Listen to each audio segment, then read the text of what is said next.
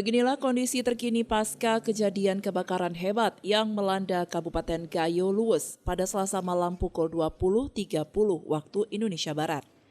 Dari data sementara BPBD Gayo Luwes, diketahui sebanyak 32 unit rumah hangus terbakar. 10 unit rumah rusak ringan dan sedang dari sebanyak 48 KK dari 106 jiwa yang terdampak. Sejumlah warga mulai membersihkan puing-puing material bekas kebakaran di lokasi kejadian, di mana pihak BPBD telah menurunkan 1 unit alat berat untuk membersihkan tumpukan material pasca kebakaran.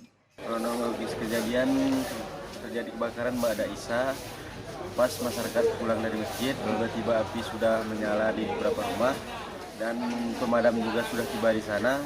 Tapi api begitu besar hingga kebakaran terjadi sampai jam 1 malam. Mudah-mudahan insya Allah korban jiwa tidak ada untuk saat ini. Bantuan untuk saat ini alhamdulillah antusias masyarakat dari